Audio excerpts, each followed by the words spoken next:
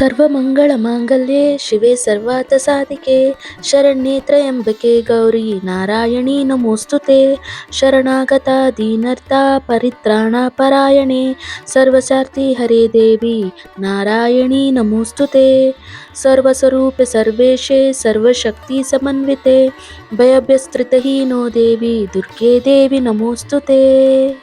ನಮಸ್ಕಾರ ವೀಕ್ಷಕರೇ, ದೇಗುಲದಾರಿ ಚಾನೆಲ್ಗೆ ನಿಮ್ಮೆಲ್ಲರಿಗೂ ಆತ್ಮೀಯವಾದ ಸ್ವಾಗತ.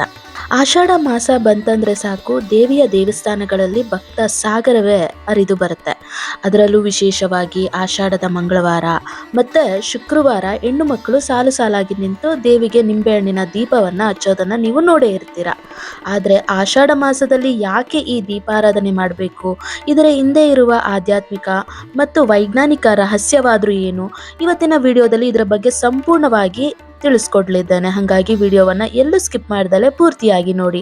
ಹಾಗೆ ಯಾರೆಲ್ಲ ಇನ್ನೂ ಕೂಡ ಚಾನಲ್ನ ಸಬ್ಸ್ಕ್ರೈಬ್ ಮಾಡ್ಕೊಂಡಿಲ್ಲ, ದಯವಿಟ್ಟು ಚಾನಲ್ನ ಸಬ್ಸ್ಕ್ರೈಬ್ ಮಾಡ್ಕೊಳ್ಳಿ. ಹಾಗೆ ಪಕ್ಕದಲ್ಲಿರೋ ಬೆಲ್ ಐಕಾನ್ನ ಕ್ಲಿಕ್ ಮಾಡಿ. ನಾವು ಯಾವುದೇ ಒಂದು ಹೊಸ ವಿಡಿಯೋ ಅಪ್ಲೋಡ್ ಮಾಡಿದ್ರು ಫಸ್ಟ್ ನೋಟಿಫಿಕೇಶನ್ ನಿಮಗೆ ಬಂದು ತಲುಪುತ್ತೆ.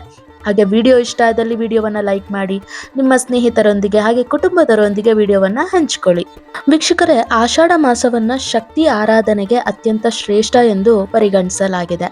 ಈ ಮಾಸದಲ್ಲಿ ದುರ್ಗೆ, ಮಾರಿಕಾಂಬೆ, ಚೌಡೇಶ್ವರಿ, ಬನಶಂಕರಿ ಅಂತ ಉಗ್ರ ಸ್ವರೂಪಿಣಿ ದೇವತೆಯರನ್ನೇ ಆರಾಧಿಸಲಾಗುತ್ತೆ.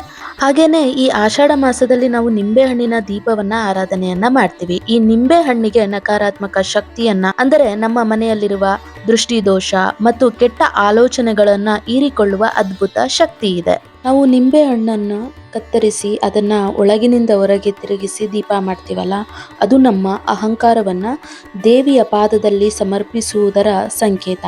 ನಿಂಬೆ ಹಣ್ಣಿನ ಹುಳಿ ನಮ್ಮ ಜೀವನದ ಕಷ್ಟಗಳಾದರೆ ಅದರಲ್ಲಿ ಹಚ್ಚುವ ಜ್ಯೋತಿ ನಮ್ಮ ಬದುಕಿನಲ್ಲಿ ಜ್ಞಾನ ಮತ್ತು ನೆಮ್ಮದಿಯನ್ನ ತರುತ್ತೆ. ವೀಕ್ಷಕರೇ, ನಮ್ಮ ಹಿರಿಯರು ಯಾವುದೇ ಆಚರಣೆಯನ್ನ ಸುಮ್ಮನೆ ಮಾಡಿಲ್ಲ. ಇದರ ಹಿಂದೆ ಒಂದು ಬಲವಾದ ವೈಜ್ಞಾನಿಕ ಕಾರಣವೂ ಇದೆ. ಆಷಾಢ ಮಾಸ ಎಂದರೆ ಮಳೆಗಾಲದ ಆರಂಭ. ಈ ಸಮಯದಲ್ಲಿ ವಾತಾವರಣ ಬದಲಾಗಿ ಸಾಂಕ್ರಾಮಿಕ ರೋಗಗಳು, ಸೊಳ್ಳೆಗಳು ಮತ್ತು ವೈರಸ್ಗಳ ಕಾಟ ಹೆಚ್ಚಿರುತ್ತೆ. ನಿಂಬೆಹಣ್ಣಿನ ಸಿಪ್ಪೆಯಲ್ಲಿ ನೈಸರ್ಗಿಕ ತೈಲದ ಅಂಶವಿರುತ್ತೆ.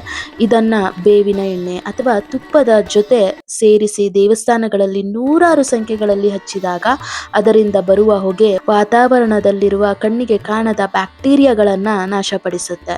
ಇದು ಒಂದು ಅದ್ಭುತವಾದ ನ್ಯಾಚುರಲ್ ಸ್ಯಾನಿಟೈಸರ್ ಇದ್ದಂತೆ. ವೀಕ್ಷಕರೇ, ಈಗ ನಾವು ಈ ನಿಂಬೆ ಹಣ್ಣಿನ ದೀಪಾರಾಧನೆ ರಾಹುಕಾಲದಲ್ಲೇ ಏನಕ್ಕೆ ಮಾಡಬೇಕು ಅನ್ನೋದ್ರ ಬಗ್ಗೆ ತಿಳಿದುಕೊಳ್ಳೋಣ. ಸಾಮಾನ್ಯವಾಗಿ ನಾವು ಯಾವುದೇ ಶುಭ ಕಾರ್ಯಗಳನ್ನ ಮಾಡಲು ರಾಹುಕಾಲವನ್ನ ದೂರ ಇಡ್ತೇವೆ. ಆದರೆ ಆಷಾಢ ಮಾಸದಲ್ಲಿ ಮಾತ್ರ ನಾವು ದೇವಿಗೆ ನಿಂಬೆ ಹಣ್ಣಿನ ದೀಪ ಹಚ್ಚಲು ರಾಹುಕಾಲವೇ ಅತ್ಯಂತ ಶ್ರೇಷ್ಠ ಸಮಯ ಅಂತ ಪರಿಗಣಿಸಲಾಗಿದೆ. ಇದಕ್ಕೆ ಕಾರಣ ಏನು ಅಂತ ಅಂದ್ರೆ, ರಾಹುವಿನ ಅಧಿದೇವತೆ ದುರ್ಗಾ ಮಾತೆ. ವೇದ ಜ್ಯೋತಿಷ್ಯದ ಪ್ರಕಾರ ರಾಹು ಎಂಬುದು ನೆರಳು ಗ್ರಹ, ಅಂದ್ರೆ ಛಾಯಾಗ್ರಹ. ಇದು ಮನುಷ್ಯನಿಗೆ ಗೊಂದಲ, ಭಯ, ಸಾಲ ಮತ್ತು ಅನಿರೀಕ್ಷಿತ ಕಷ್ಟಗಳನ್ನು ತರುತ್ತೆ. ಹಾಗಾಗಿ ಈ ರಾಹು ಗ್ರಹವನ್ನ ನಿಯಂತ್ರಿಸುವ ಶಕ್ತಿ ಇರೋದು ದುರ್ಗಾದೇವಿಗೆ ಮಾತ್ರ. ದಿನದ ಆ 1.5 ಗಂಟೆಯ ರಾಹು ಕಾಲದಲ್ಲಿ ರಾಹುವಿನ ನಕಾರಾತ್ಮಕ ಶಕ್ತಿ, ಅಂದ್ರೆ ನೆಗೆಟಿವ್ ಎನರ್ಜಿ ವಾತಾವರಣದಲ್ಲಿ ಅತ್ಯಂತ ಹೆಚ್ಚಾಗಿರುತ್ತೆ. ಆ ಸಮಯದಲ್ಲಿ ಆ ನಕಾರಾತ್ಮಕ ಶಕ್ತಿಯನ್ನ ಎದುರಿಸಲು ಅದರ ಅಧಿದೇವತೆಯಾದ ದುರ್ಗೆಯನ್ನ ಆರಾಧಿಸಬೇಕು. ಅಂದ್ರೆ ಕಾಯಿಲೆ ತೀವ್ರವಾದಾಗ ಅದಕ್ಕೆ ತಕ್ಕ ಔಷಧಿ ಕೊಡುವ ಹಾಗೆ ರಾಹುವಿನ ಪ್ರಭಾವ ಹೆಚ್ಚಿದಾಗಲೇ ದೇವಿಗೆ ದೀಪ ಹಚ್ಚಿ ಅದನ್ನ ಶಾಂತಗೊಳಿಸಲಾಗುತ್ತೆ. ವೀಕ್ಷಕರೇ, ರಾಹು ಕಾಲದಲ್ಲಿ ನಾವು ಯಾವುದೇ ಹೊಸ ಕೆಲಸ ಅಥವಾ ಸಂಭ್ರಮದ ಆಚರಣೆ ಮಾಡಬಾರ್ದು ನಿಜ. ಆದ್ರೆ ಪರಿಹಾರ ಪೂಜೆ, ಅಂದ್ರೆ ಕಷ್ಟಗಳನ್ನು ದೂರ ಮಾಡುವ ಪೂಜೆಯನ್ನ ಮಾಡಲು ರಾಹುಕಾಲವೇ ಅತ್ಯಂತ ಸೂಕ್ತ ಸಮಯ. ತೊಂದರೆಯಲ್ಲಿರುವ ಭಕ್ತನು ತನ್ನ ಅಹಂಕಾರವನ್ನ ಬಿಟ್ಟು ರಾಹುಕಾಲದಂತಹ ಕಠಿಣ ಸಮಯದಲ್ಲಿ ದೇವಿಯನ್ನ ಪ್ರಾರ್ಥಿಸಿದಾಗ ಆ ತಾಯಿ ತಕ್ಷಣ ಒಲಿಯುತ್ತಾಳೆ. ಈಗ ವೀಕ್ಷಕರೇ, ನಿಮಗೆಲ್ರಿಗೂ ಒಂದು ಪ್ರಶ್ನೆ ಮೂಡುತ್ತೆ, ಎಲ್ಲ ಶುಕ್ರವಾರಗಳು ಕಡ್ಡಾಯವಾಗಿ ನಾವು ಈ ದೀಪಾರಾಧನೆ ಮಾಡಬೇಕಾ ಅಂತ. ಹೌದು ವೀಕ್ಷಕರೇ, ಸಾಧ್ಯವಾದರೆ ಎಲ್ಲ ಶುಕ್ರವಾರಗಳು ನೀವು ಈ ದೀಪಾರಾಧನೆ ಮಾಡೋದು ತುಂಬಾನೇ ಶ್ರೇಷ್ಠ. ನೀವು ವಿಶೇಷವಾದ ಸಂಕಲ್ಪ, ಅಂದ್ರೆ ಒಂದು ನಿರ್ದಿಷ್ಟ ಕಷ್ಟ ನಿವಾರಣೆಗೆ ಅಥವಾ ಹರಕೆಗಾಗಿ ಮಾಡಿಕೊಂಡ್ರೆ ಆಷಾಢದ ಎಲ್ಲ ಶುಕ್ರವಾರಗಳು, ಅಂದ್ರೆ 4 ಅಥವಾ 5 ಶುಕ್ರವಾರಗಳು ನಿಮಗೆ ಸಿಗ್ತವೆ. ಹಾಗಾಗಿ ಈ 4 ಅಥವಾ 5 ಶುಕ್ರವಾರಗಳು ತಪ್ಪದೆ ದೇವಸ್ಥಾನಕ್ಕೆ ಹೋಗಿ ರಾಹು ಕಾಲದಲ್ಲಿ ನಿಂಬೆ ಹಣ್ಣನ್ನ ಹಚ್ಚಿ ಅಲ್ಲಿ ದೀಪಾರಾಧನೆಯನ್ನ ಮಾಡಬೇಕು. ಹಾಗೆ ವೀಕ್ಷಕರೇ, ಆಷಾಢ ಮಾಸದಲ್ಲಿ ನಿಂಬೆಹಣ್ಣಿನ ದೀಪ ಹಚ್ಚೋದು ಎಷ್ಟು ಶ್ರೇಷ್ಠನೋ ಅದನ್ನು ಎಲ್ಲಿ ಹಚ್ಚಬೇಕು ಅನ್ನೋದು ಅಷ್ಟೇ ಮುಖ್ಯ. ಹಾಗಾಗಿ ನಿಂಬೆಹಣ್ಣಿನ ದೀಪವನ್ನು ಯಾವುದೇ ಕಾರಣಕ್ಕೂ ಮನೆಯಲ್ಲಿ ಹಚ್ಚಬಾರದು, ಕೇವಲ ದೇವಸ್ಥಾನಗಳಲ್ಲಿ ಮಾತ್ರ ಹಚ್ಚಬೇಕು. ಏನಕ್ಕೆ ನಾವು ನಿಂಬೆಹಣ್ಣಿನ ದೀಪವನ್ನು ಮನೆಯಲ್ಲಿ ಹಚ್ಚಬಾರದು ಅಂದರೆ, ನಿಂಬೆಹಣ್ಣಿನ ದೀಪವನ್ನು ದುರ್ಗೆ, ಮಾರಿಕಾಂಬೆ, ಚಾಮುಂಡೇಶ್ವರಿ, ಕಾಳಿ ಅಥವಾ ಈ ಉಗ್ರ ಸ್ವರೂಪಿಣಿ ದೇವತೆಗಳಿಗೆ ಹಚ್ಚಬೇಕಾಗತ್ತೆ. ಹಾಗಾಗಿ ಇಂತಹ ಉಗ್ರ ದೇವತೆಗಳ ಆರಾಧನೆ ಮತ್ತು ಅದಕ್ಕೆ ಬೇಕಾದ ಕಟ್ಟುನಿಟ್ಟಾದ ಮಡಿ ನಿಯಮಗಳು ದೇವಸ್ಥಾನದ ವಾತಾವರಣಕ್ಕೆ ಮಾತ್ರ ಸೂಕ್ತ ಆಗಿರುತ್ತೆ. ಹಾಗೆಯೇ ನಿಂಬೆಹಣ್ಣು ತನಗೆ ತಾನೇ ಸುತ್ತಮುತ್ತಲಿನ ಕೆಟ್ಟ ದೃಷ್ಟಿ, ನಕಾರಾತ್ಮಕ ಶಕ್ತಿ ಮತ್ತೆ ದೋಷಗಳನ್ನ ಹೀರಿಕೊಳ್ಳುವ ಗುಣ ಹೊಂದಿದೆ. ಜೊತೆಗೆ ದುರ್ಗಾದೇವಿಯ ಉಗ್ರ ರೂಪಕ್ಕೆ ಈ ದೀಪ ಹಚ್ಚೋದ್ರಿಂದ ದೇವಸ್ಥಾನದ ಪವಿತ್ರ ವಾತಾವರಣ ಮಾತ್ರ ಇದಕ್ಕೆ ಸೂಕ್ತ. ಹಾಗೆ ಮನೆಯಲ್ಲಿ ಹಚ್ಚಿದ್ರೆ ಧನಾತ್ಮಕ ಶಕ್ತಿ ಕಡಿಮೆ ಆಗ್ಬೋದು. ಹಾಗಾಗಿ ಈ ಆಷಾಢದಲ್ಲಿ ದೇವಸ್ಥಾನಕ್ಕೆ ಹೋಗಿ ಅಲ್ಲಿ ರಾಹುಕಾಲದಲ್ಲಿ ದೀಪಾರಾಧನೆಯನ್ನ ಮಾಡಬೇಕು. ಈಗ ಇನ್ನೊಂದು ಪ್ರಶ್ನೆ ನಿಮಗೆಲ್ರಿಗೂ ಮೂಡ್ಬೋದು, ನಾವು ಎಷ್ಟು ನಿಂಬೆ ಹಣ್ಣನ್ನ ತಗೊಂಡು ಹೋಗಿ ಅಲ್ಲಿ ದೀಪಾರಾಧನೆಯನ್ನ ಮಾಡಬೇಕು ಅನ್ನೋ. ಸಾಮಾನ್ಯವಾಗಿ ಒಂದು ನಿಂಬೆ ಹಣ್ಣನ್ನ ಕತ್ತರಿಸಿದಾಗ ನಮಗೆ 2 ದೀಪಗಳು ಸಿಗುತ್ತೆ.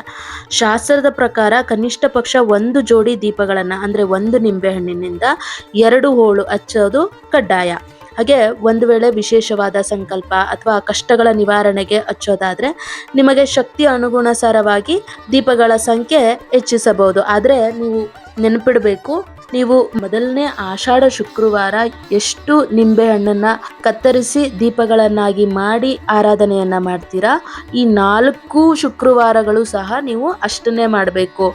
ಮತ್ತೆ ಹೆಚ್ಚಿಗೆ ನಿಂಬೆ ಹಣ್ಣನ್ನ ಮಾಡಿಕೊಂಡು ದೀಪಾರಾಧನೆ ಮಾಡಬಾರ್ದು. ಯಾಕೆಂದ್ರೆ ನೀವು ಏನು ಸಂಕಲ್ಪ ಮಾಡಿಕೊಂಡು ದೀಪವನ್ನ ಹಚ್ತಿರೋ ಕೊನೆಯ ಆಷಾಢ ಮಾಸದಲ್ಲೂ ಸಹ ಅಷ್ಟೇ ನಿಂಬೆ ಹಣ್ಣನ್ನ ಕತ್ತರಿಸಿ ದೀಪಾರಾಧನೆಯನ್ನ ಮಾಡಬೇಕು. ಈಗ ವೀಕ್ಷಕರೇ, ಈ ಆಷಾಢ ಮಾಸದಲ್ಲಿ ನಾವು ಯಾವೊಂದು ಮಂತ್ರವನ್ನ ಪಠನೆಯನ್ನ ಮಾಡಬೇಕು ಅನ್ನೋದ್ರ ಬಗ್ಗೆ ನಿಮಗೆ ತಿಳಿಸ್ಕೊಡ್ತೀನಿ. ಯಾವುದೇ ಪೂಜೆ, ಹವನ ಅಥವಾ ಯಾವುದೇ ಶುಭ ಕಾರ್ಯವರಲಿ ದೇವಿಯನ್ನ ನೆನೆಯಲು ಈ ಮಂತ್ರವನ್ನ ಕಡ್ಡಾಯವಾಗಿ ನಾವು ಹೇಳ್ಕೊಳ್ಬೇಕು. ಅದೇ ಸರ್ವ ಮಂಗಳ ಮಾಂಗಲ್ಯೆ ಶಿವೇ ಸರ್ವಾರ್ಥ ಸಾಧಿಕೆ ಶರಣ್ಯೆ ತ್ರಯಂಬಕೆ ಗೌರಿ ನಾರಾಯಣಿ ನಮೋಸ್ತುತೆ. ಈ ಒಂದು ಮಂತ್ರದ ಅರ್ಥ ಏನು ಅಂದ್ರೆ, ಸಕಲ ಮಂಗಳವನ್ನ ಉಂಟು ಮಾಡುವವಳೆ, ಶುಭ ಪ್ರದಾಯಿನಿಯೇ, ಭಕ್ತರು ಬಯಸಿದನ್ನು ಕರುಣಿಸುವವಳೆ, ಶರಣು ಬಂದವರನ್ನು ರಕ್ಷಿಸುವ ಮುಕ್ಕಣ್ಣ ಶಿವನ ಪತ್ನಿಯಾದ ನಾರಾಯಣಿ ಗೌರಿ ದೇವಿಯೇ ನಿನಗೆ ನಮಸ್ಕಾರಗಳು. ನಿಮಗೆ ಮದುವೆ ವಿಳಂಬವಾಗ್ತಿದ್ರೆ ಈ ಮಂತ್ರದ ಜಪದಿಂದ ಬೇಗನೆ ಕಂಕಣ ಭಾಗ್ಯ ಕೂಡಿ ಬರುತ್ತೆ. ಹಾಗೆ ಕೌಟುಂಬಿಕ ಸುಖ ಮತ್ತು ಸೌಭಾಗ್ಯವನ್ನ ವೃದ್ಧಿ ಮಾಡುತ್ತೆ. ಇನ್ನ 2ನೇ ಮಂತ್ರ ಕಷ್ಟ ನಿವಾರಣಾ ದುರ್ಗಾ ಮಂತ್ರ. ನಮ್ಮ ಜೀವನದಲ್ಲಿ ಅತಿಯಾದ ಕಷ್ಟಗಳು, ಅನಿರೀಕ್ಷಿತ ಸಮಸ್ಯೆಗಳು ಅಥವಾ ಕೋರ್ಟು ಕಚೇರಿ ತೊಂದರೆಗಳಿದ್ರೆ ಈ ದೇವಿಯ ಸ್ತುತಿಯನ್ನ ಜಪಿಸಬೇಕು. ದುರ್ಗೆ ಸ್ಮೃತ ಹರಸಿ ಭೀತಿಮಶೇಷ ಜಂತೋ ಸ್ವಸ್ಥೈ ಸ್ಮೃತ ಮತೀವ ಶುಭಂ ದಾದಸಿ ದಾರಿದ್ರ್ಯ ದುಃಖ ಭಯ ಆರಿಣೀಕ ತ್ವಧಾನ್ಯ ಸರ್ವೋಪಕಾರ ಕರಣ ಸದದ್ರ ಚಿತ್ತ. ಇದರ ಅರ್ಥ, ದುರ್ಗೆ ತಾಯಿಯೇ, ಕಷ್ಟದಲ್ಲಿದ್ದಾಗ ನಿನ್ನನ್ನು ನೆನೆದರೆ ಸಾಕು, ಭಕ್ತರ ಭಯವನ್ನ ನಾಶ ಮಾಡುತ್ತೀಯಾ. ಸ್ವಸ್ಥ ಚಿತ್ತರಾಗಿ ನಿನ್ನನ್ನು ಪೂಜಿಸಿದವರಿಗೆ ಸನ್ಮತಿ ಕರುಣಿಸುತ್ತೀಯಾ. ದಾರಿದ್ರ್ಯ, ದುಃಖ ಮತ್ತು ಭಯವನ್ನ ನಿವಾರಿಸಲು ನಿನ್ನನ್ನು ಬಿಟ್ಟರೆ ಬೇರೆ ಯಾರು ತಾನೇ ಇದ್ದಾರೆ ಜಗತ್ತಿನಲ್ಲಿ ಎಂದರ್ಥ. ಹಾಗೇನೆ ವೀಕ್ಷಕರೇ, ಆಷಾಢದ ಶುಕ್ರವಾರ ದೇವಸ್ಥಾನದಲ್ಲಿ ರಾಹುಕಾಲದ ಸಮಯದಲ್ಲಿ ನಿಂಬೆಹಣ್ಣಿನ ದೀಪಾರಾಧನೆ ಆದ ಮೇಲೆ ಒಂದು 5 ನಿಮಿಷ ಕಣ್ಮುಚ್ಕೊಂಡು ಕುಳಿತುಕೊಂಡು ಈ ಮಂತ್ರವನ್ನು ನೀವು 108 ಬಾರಿ ಪಠನೆಯನ್ನ ಮಾಡಬೇಕು. ಇದೊಂದು ಸರಳವಾದ ಮಂತ್ರ, ನಿಮಗೆಲ್ರಿಗೂ ಗೊತ್ತಿರುವಂತ ಮಂತ್ರ, ಆದರೆ ತುಂಬಾನೇ ಶಕ್ತಿಯಾದ ಮಂತ್ರ. ಓಂ ದುಂ ದುರ್ಗಾಯೇ ನಮಃ, ಓಂ ದುಂ ದುರ್ಗಾಯೇ ನಮಃ, ಓಂ ದುಂ ದುರ್ಗಾಯೇ ನಮಃ. ಈ ಒಂದು ಮಂತ್ರ ಬೀಜವನ್ನ ನೀವು ದೇವಸ್ಥಾನದಲ್ಲಿ ಕುಳಿತುಕೊಂಡು 5 ನಿಮಿಷ ಕಣ್ಣು ಮುಚ್ಚಿ ಭಕ್ತಿಯಿಂದ ಪಠನೆಯನ್ನ ಮಾಡಿ. ಇದರಿಂದ ಶತ್ರುಬಾಧೆ ನಿವಾರಣೆಯಾಗಿ ನಿಮ್ಮ ಇಷ್ಟಾರ್ಥಗಳೆಲ್ಲ ಸಿದ್ಧಿಯಾಗುತ್ತೆ. ಹಾಗೆ ವೀಕ್ಷಕರೇ, ಈ ಮಂತ್ರವನ್ನ ನಾನು ಡಿಸ್ಕ್ರಿಪ್ಷನ್ ನಲ್ಲಿ ಹಾಕಿರ್ತೀನಿ, ನೀವು ಅದರಲ್ಲಿ ನೋಡಿಕೊಂಡು ಮಂತ್ರ ಪಠಣೆಯನ್ನ ಮಾಡಬಹುದು. ನೋಡಿದ್ರಲ್ಲ ವೀಕ್ಷಕರೇ, ಆಷಾಢ ಮಾಸದ ನಿಂಬೆಹಣ್ಣಿನ ದೀಪಾರಾಧನೆ ಎಂದಿರುವ ಭಕ್ತಿ ಮತ್ತು ವೈಜ್ಞಾನಿಕ ಸಂಗಮವನ್ನ ಈ ಆಷಾಢದಲ್ಲಿ ನೀವು ಕೂಡ ದೇವಸ್ಥಾನಕ್ಕೆ ಹೋಗಿ ಭಕ್ತಿಯಿಂದ ದೀಪ ಹಚ್ಚಿ ದೇವಿಯ ಆಶೀರ್ವಾದ ಪಡೆಯಿರಿ. ಹಾಗೆ ದೇವಿಯ ಸರಳ ಮಂತ್ರ ಪಠಣೆಯನ್ನ ಮಾಡಿ. ನಿಮಗೆ ಈ ಮಾಹಿತಿ ಇಷ್ಟವಾಗಿದ್ದರೆ ದಯವಿಟ್ಟು ವಿಡಿಯೋವನ್ನ ಲೈಕ್ ಮಾಡಿ. ಹಾಗೆ ನಿಮ್ಮ ಸ್ನೇಹಿತರೊಂದಿಗೆ, ಕುಟುಂಬದವರೊಂದಿಗೆ ವಿಡಿಯೋವನ್ನ ಶೇರ್ ಮಾಡ್ಕೊಳ್ಳಿ. ಇಂತಹ ಮತ್ತಷ್ಟು ಆಧ್ಯಾತ್ಮಿಕ ಹಾಗೂ ಧಾರ್ಮಿಕ ವಿಷಯಕ್ಕಾಗಿ ನಮ್ಮ ದೇಗುಲ ದಾರಿ ಚಾನಲ್ ಅನ್ನ ಈ ಕೂಡಲೇ ಸಬ್ಸ್ಕ್ರೈಬ್ ಮಾಡ್ಕೊಳ್ಳಿ. ಮತ್ತೊಮ್ಮೆ ಇನ್ನೊಂದು ವಿಷಯದೊಂದಿಗೆ ನಿಮ್ಮನ್ನ ಭೇಟಿಯಾಗ್ತೀನಿ. ಅಲ್ಲಿಯವರೆಗೂ ಧನ್ಯವಾದಗಳು. ಶುಭವಾಗಲಿ.